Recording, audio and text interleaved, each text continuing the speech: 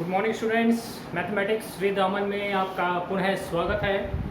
हम लोग linear equation in two variables में हम क्वेश्चंस कर रहे हैं और हम लोगों ने अब तक 3 मेथड से इन इक्वेशंस को सॉल्व करना सीख लिया। फर्स्ट मेथड हमने ग्राफ सीखा, सेकंड हमने सब्स्टिट्यूशन मेथड सीखा, थर्ड हमने सीखा एलिमिनेशन मेथड और अब हम फोर्थ पे चलेंगे। यानी हमने ग्राफ विधि से बनाना सीख लिया, हमने प्रतिस्थापन विधि से हल करना सीख लिया और हमने विलोपन विधि से भी हल करना सीख लिया। अब जो हमारा फोर्थ मेथड है दैट इज़ वर्ज गुणन यानी कि क्रॉस मल्टीप्लिकेशन। मैं उसके लिए आपको एक फॉर्मूला भी बताऊंगा जिसको आपको अपना माइंड में रखना है। अगर एग्जामिनर क्वेश्चन एग्जाम में आपको कह रहा है कि इस समीकरण को solve this equation by cross multiplication method, then you should use the cross multiplication method. उसमें आप विलोपन यानी कि एलिमिनेशन और या आपका सब्स्टिट्यूशन यानी कि प्रतिस्थापन यूज़ नहीं करेंगे, क्योंकि एग्जामिनर ने अगर स्पेशली कहा है आपको उस मेथड से करने के लिए तो वही मेथड आपका उसमें होना चाहिए। ओके, तो वज गुणनखंड के लिए पहले एक सिंपल सा फॉर्मूला ध्यान रख लीजिए। अब मैंने आपको a1 b1 c1 a1x plus b1y plus c1y और a2x plus b2y plus c2 equals to 0 मैंने एक जनरल फॉर्म आपको बताई थी linear equation in two variables. तो इसमें a1 a2 है ना, a1 b1 c1 और a2 b2 c2, ये आपको पता चल गया कि ये हमारा क्या होता है।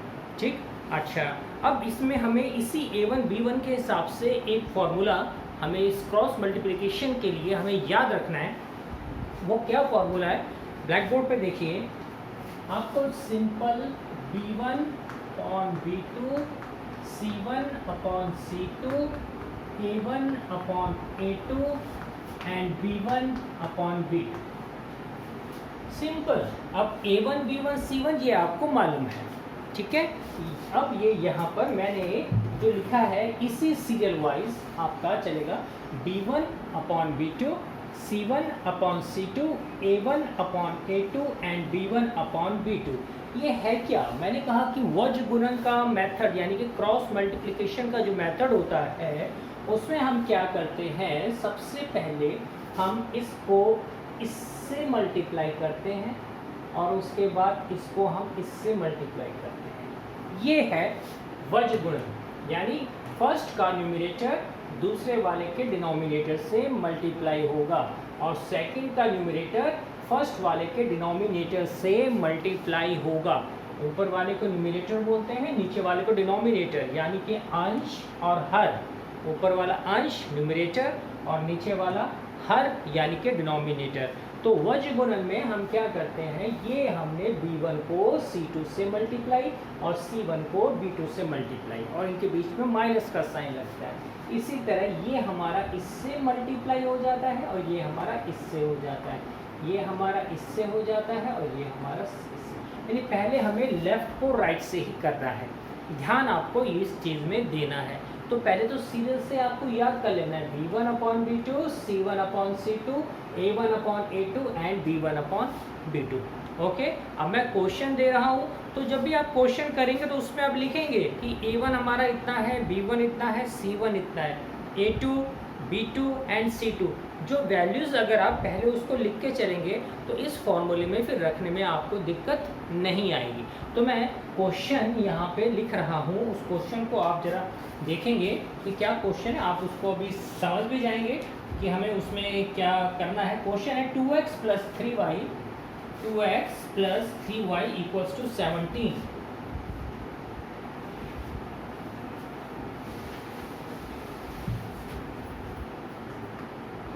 2x plus 3y equals to 17 and second equation is 3x minus 2y. 3x minus 2y equals to 6। ये आपको इक्वेशन दे रखी है। Now the formula which we have to use is cross multiplication according to question। तो पहला हमारा कार्य क्या होगा, पहले हमें क्या करना पड़ेगा, इसको 0 के इक्वल करना पड़ेगा।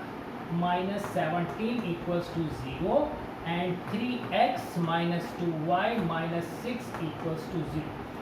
अब ये आपकी इक्वेशन फर्स्ट है और ये इक्वेशन आपकी सेकंड है।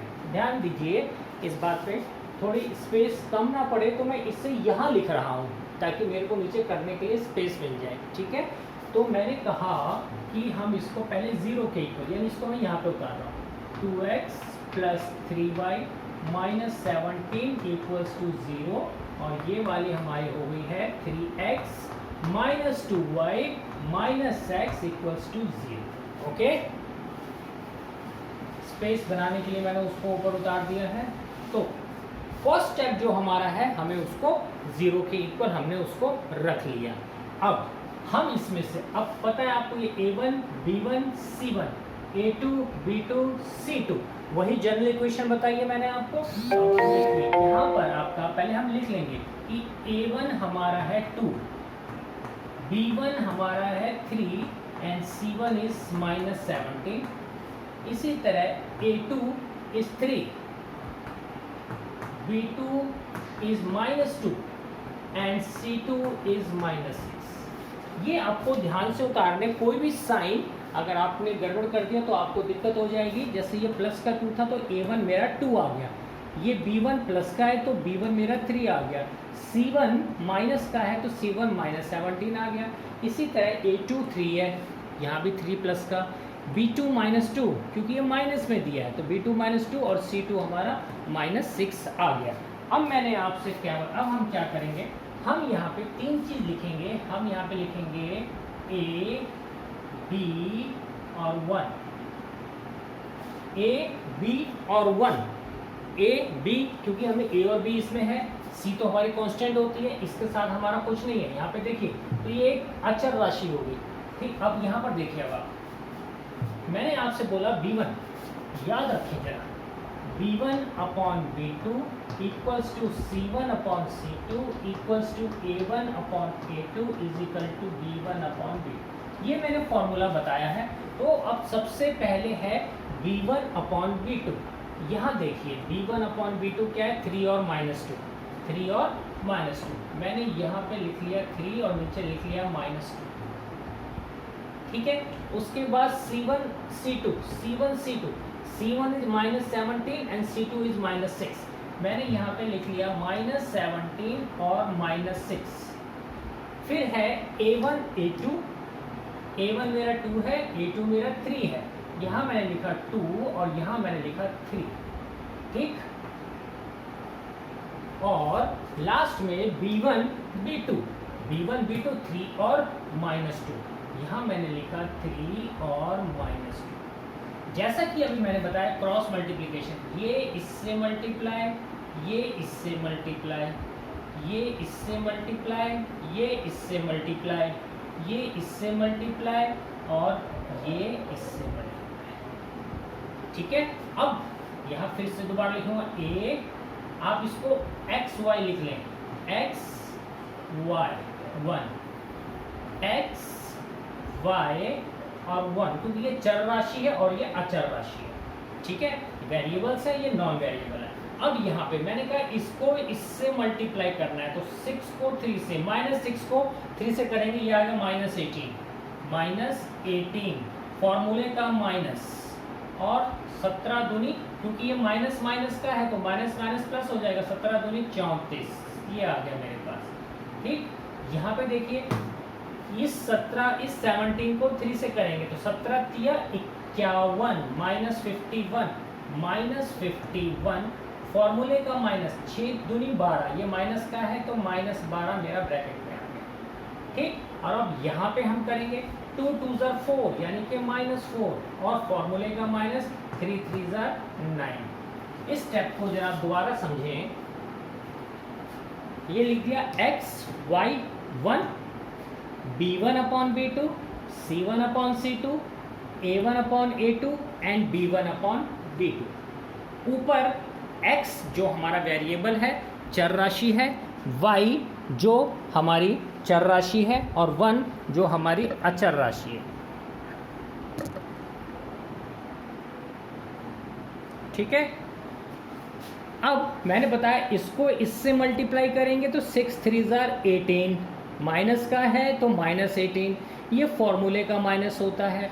अब इस 17 को 2 से करेंगे तो 17 दूनी 34 होते हैं, 34, ये तो फॉर्मूले का माइनस है। अब क्योंकि आपस में ये मल्टीप्लाई हो रहे हैं तो माइनस माइनस का साइन प्लस हो गया, तो उसे हमें शो करने की आवश्यकता ही नहीं है, तो 17 दूनी सीधा 34 हो गया।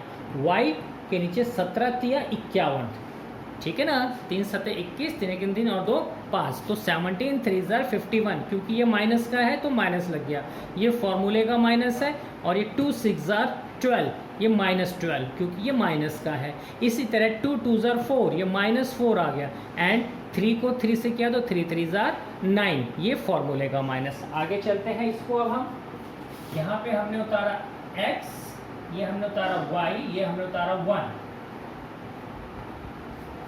18 क्योंकि दोनों माइनस के हैं तो प्लस हो जाएंगे, साइन लगेगा माइनस का, तो 4 8 12, 3 और 1 4 और 1 5, -52। ठीक, यहाँ पे देखिए ये -50, ये माइनस माइनस प्लस हो जाएगा क्योंकि माइनस माइनस प्लस होता है मल्टीप्लाई में, तो -51 और +12, 51 में से 12 गए, कितना बच गया 39, यही बचा ना, क्या बचा 39, -39 बचा यहाँ पे, और 9 और 4 -13, ठीक है।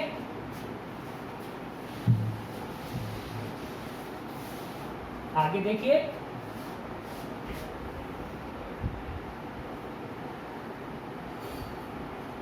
अब आप यहां देखेंगे ये x/52 -52, y/-39, ये माइनस क्यों आया, क्योंकि ये -51 + 12 था और बड़ी संख्या माइनस की थी, इसलिए साइन माइनस का आएगा। 51 में से 12 गए, वो हमारा 39 हो गया, ठीक है। और यहाँ पे 9 और 4 13, दोनों प्लस हो गए क्योंकि माइनस माइनस प्लस होता है, और साइन माइनस का लगेगा क्योंकि दोनों ही माइनस के हैं, तो 1/-। अब हम एक चर के साथ इस अचर को लेंगे, फिर इस चर के साथ इस अचर को लेंगे और अपना आंसर निकालेंगे। देखिए x/-52 = 1/-13, ठीक है।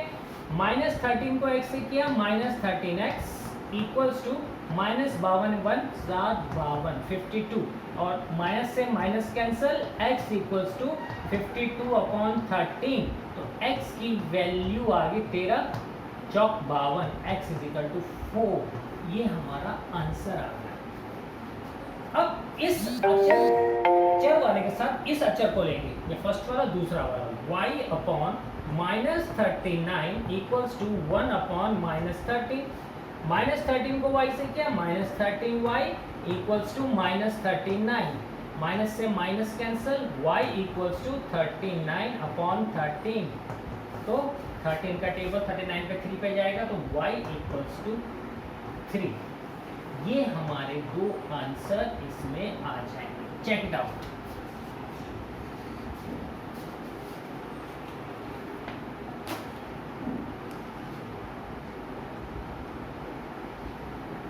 ठीक है, this method is called a वज्र गुणन method and this is very important methods. और एग्ज़ाम में क्वेश्चन अगर कोई इक्वेशन का आता है तो उसमें वज्र गुणन वाला मेथड के क्वेश्चंस ज़्यादा आते हैं। हालांकि आ कोई भी सकता है, कभी कभी वो केवल इतना ही दे देते हैं कि निम्न समीकरण को हल कीजिए, सॉल्व दी फॉलोइंग इक्वेशन। अगर उसमें कोई पर्टिकुलर मेथड आपको करने को नहीं बोला, आपकी इच्छा है आप कोई सा भी मेथड उसमें यूज़ कर सकते हैं, लेकिन अगर स्पेसिफिक आपको दिया हुआ है कि शुड यूज़ दिस मेथड, ठीक है, तब आपको वही मेथड उसमें यूज़ करना पड़ेगा। तो ये वज्र गुणन में आपको एक एक स्टेप मैंने बता दिया।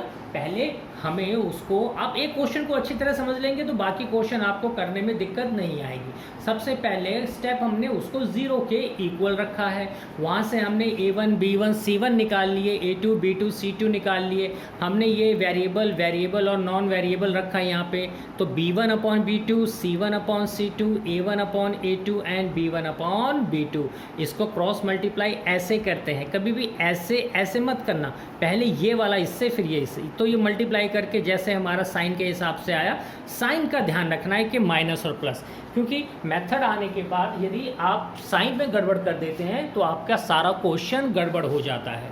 ठीक है, इसको हमने साइन के हिसाब से जो भी प्लस या माइनस करना है प्लस माइनस किया, फिर हमने एक बार x के साथ इस नॉन वेरिएबल को रखा, फिर y के साथ इस नॉन वेरिएबल को रखा, यानी एक x की वैल्यू आ गई, ये 4 आ गई, और एक y की वैल्यू ये हमारी 3 आ जाएगी, 13 तिया 39। ओके, आपने नोट कर लिया होगा ऐसा। फिर हम आगे चलते हैं, नोट करने से जल्दी, अगर नहीं नोट किया है तो।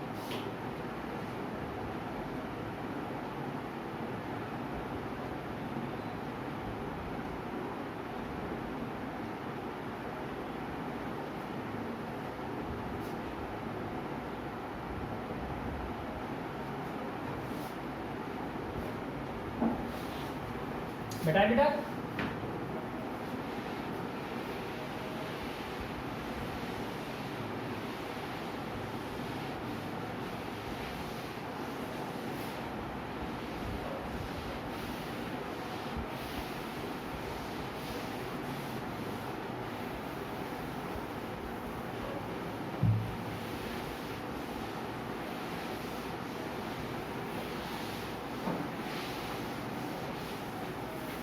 Okay students, so we have finished our 4 methods for solving the linear equation in 2 variables। लेकिन अभी हमारा चैप्टर ख़त्म नहीं हुआ है, अभी इसके बेस पे हमें बहुत सारे क्वेश्चंस हमें करने हैं, उसके लिए कुछ हमें बेसिक चीज़ और भी समझनी है, क्योंकि आगे हम कुछ व्यवहारिक क्वेश्चन करेंगे जो हमारे रोज़मर्रा के होते हैं, जो हमारे एक लैंग्वेज टाइप के प्रकार के होते हैं, तो उसमें आपको कुछ चीज़ें ध्यान रखनी है। सबसे पहले अगर आपसे कहा जाता है कि कर्मगत संख्याएं कौन सी होती हैं, तो कर्मगत तो वही लगातार 1 2 3 4 5 6 7 8 है ना, कर्मगत बहुत क्वेश्चन ऐसे आते हैं। मैं ये व्यवहारिक क्वेश्चंस की बात कर रहा हूँ। व्यवहारिक में आपका हो गया, जैसे मान लीजिए आपसे कहा जाए कि सम कर्मगत संख्या, जो कर्मगत सम संख्याएं होती हैं वो 2 से शुरू होंगी, फिर अगली 4, फिर 6, फिर 8, फिर 10, फिर 12, इस तरह सम कर्मगत संख्या हो जाती हैं। और अगर विषम की बात पूछी जाए तो 1 3 5 7 9 इस तरह हमारी विषम कर्मगत संख्याएं हो जाती हैं। इसके बाद हमारी जो सबसे पहले जनरल चीज़ आती है इसमें, वो आती है हमारी आयु संबंधी। अब आयु संबंधी वाले जो हमारे क्वेश्चंस हैं, एक बेसिक रूल उसमें आपको अपने दिमाग में रखना है कि क्वेश्चन में कहीं बार आता है कि आज से 5 साल बाद या आज से 7 साल पहले, यानी 5 ईयर हैंस, यानी कि आगे 5 साल बाद, हैंस का मीन्स आगे, एंड एगो यानी कि पीछे, यानी कि 5 साल या 7 साल पहले। तो इसमें आपको ध्यान रखना है, अगर 2 व्यक्ति इसमें दिए हुए हैं, पिता पुत्र या पिता पुत्री या दोस्त दे रखे हैं, तो उसमें आपको एक को x मानना होता है और एक को आपको y मानना होता है। ये हमारे व्यवहारिक क्वेश्चंस हैं, तो इनमें हम x और y को मान के चलते हैं, क्योंकि mathematics is a subject of suppose it is x and it is y। तो इसमें जो भी आपके आयु संबंधी क्वेश्चंस होंगे उसमें आप x और y को मानकर चलेंगे। ठीक, अब उसमें अगर कहते हैं कि हेंस यानी कि 5 साल बाद, तो वो आपका हो जाएगा x + 5, एक की आयु x + 5 और दूसरे की y + 5। अगर वो कहते हैं कि 5 साल पहले, तो एक की आयु हो गई y - 5, सीधा पहला, ठीक है, x - 5 और y - 5। तो आपको ये बेसिक रूल ध्यान में रखना है, अगर बाद की बात है तो प्लस लगा दीजिए और अगर पहले की बात है तो माइनस लगा दीजिए। चलिए हम इस क्वेश्चन को एक एग्जांपल के द्वारा समझते हैं। मैं आपको क्वेश्चन दे रहा हूँ, आपको समझा रहा हूँ, उसको आप देखेंगे कि इस रैखिक समीकरण के जो व्यवहारिक क्वेश्चंस हैं उनको हमें किस प्रकार जो है यूज़ करना पड़ता है। तो क्वेश्चन हम लेते हैं, एनसीईआरटी का ही क्वेश्चन लेते हैं, और उसमें क्या चीज़ है, उसमें आपको सबसे पहला क्वेश्चन क्या कह रहे हैं कि आफताब अपनी पुत्री से कहता है, यानी अब 2 व्यक्ति हो गए, एक आफताब और पुत्री, यानी बाप और बेटी हो गए। तो जो फादर है, let age of father x and let age of daughter is equal to y. ये पहला स्टेप हमें इसमें करना है। तो आफताब अपनी पुत्री से कहता है कि 7 वर्ष पूर्व, यहीं पे रुक जाइए, 7 वर्ष पूर्व यानी कि पहले। तो अगर हम 7 वर्ष पूर्व 7 years ago, फादर एज कितनी थी? वो थी x माइनस 7, यही तो मैंने बताया पहले की बात। और 7 साल पहले ही डॉटर की एज कितनी थी? इस 7 years ago डॉटर एज वो थी y माइनस 7। यानी आफताब अपनी पुत्री से कह रहा है कि 7 वर्ष पहले, तो हमने अभी पहले तक का समीकरण बना लिया कि 7 वर्ष पहले, कि 7 वर्ष पहले मैं तुमसे, यानी आफताब यानी कि फादर कह रहा है कि मैं तुमसे, यानी कि फादर की एज क्या है? x minus 7। ये कह रहा है, क्या कह रहा है? x minus 7 is equal to, ये कह रहा है कि मैं तुमसे 7 गुनी आयु का था, कि मैं तुमसे यानी बेटी से 7 गुनी आयु का था, इज इक्वल टू 7 बेटी की आयु y माइनस 7। सिंपल वो चीज कह रहे हैं ये, ठीक है। ये कह रहे हैं, आफताब कह रहा है कि मैं यानी कि फादर अपनी पुत्री से 7 वर्ष पहले 7 गुनी आयु का था। तो ये एक इक्वेशन बन गई। फिर क्या कह रहे हैं, ध्यान दीजिए। अब यहाँ पे आगे कह रहे हैं 3 वर्ष बाद मैं तुमसे, अब 3 वर्ष बाद, आफ्टर 3 years, अभी थोड़ी देर के लिए इसे हम रोक लेते हैं।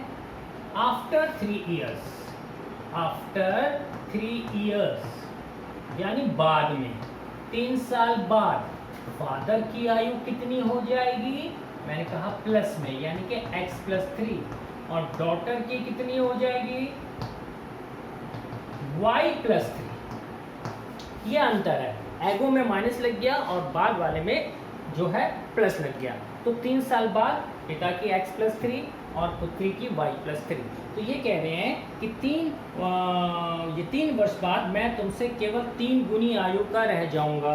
मैं तुमसे केवल 3 गुनी आयु का, यानी कि फादर कह रहा है कि मैं बेटे से केवल 3 गुनी आयु का रह जाऊंगा। तो ये बन गई हमारी सिंपलीफिकेशन।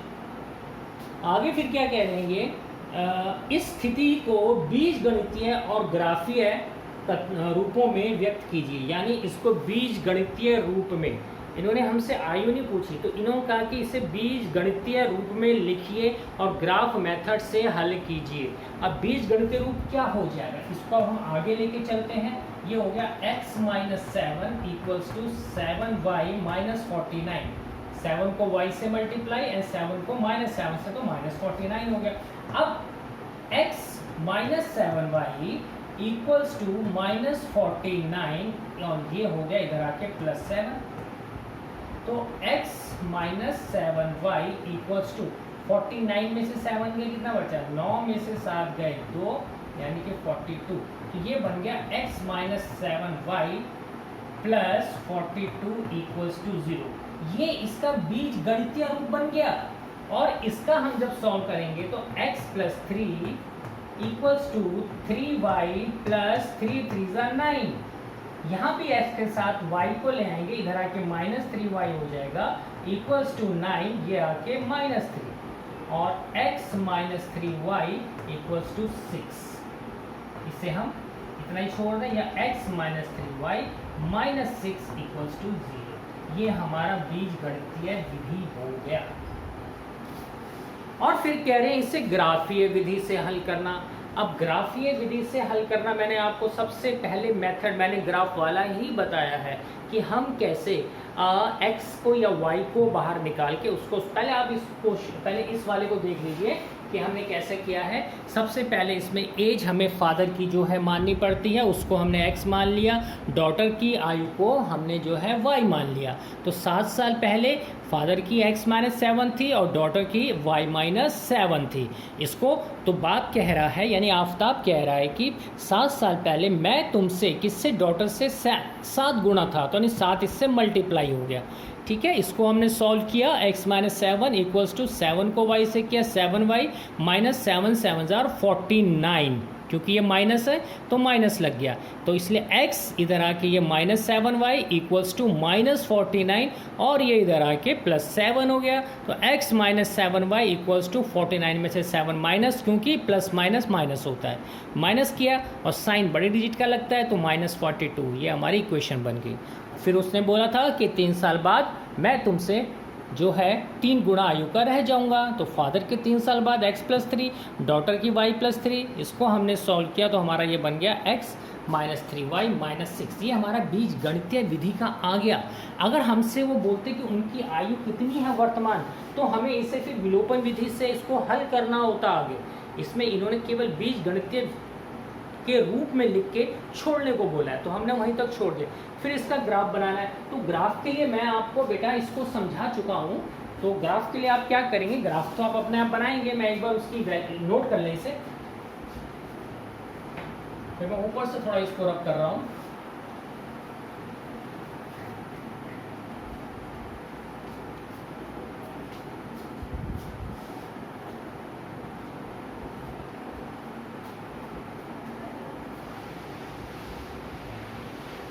क्वेश्चन समझ में आना जरूरी है। उसी के बाद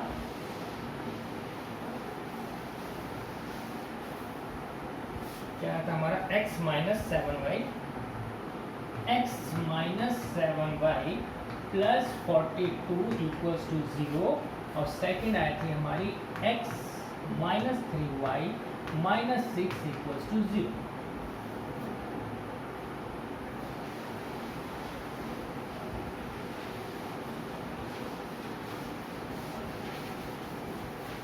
अब ग्राफ के लिए मैं आपको वैल्यू निकालना सिखा चुका हूँ। देखिए ये अगर मेरे पास x -7y इक्वल्स टू -42 है, तो मैं इसे लिख सकता हूँ x equals to -42 plus 7y, यही लिख सकता हूँ ना इसे।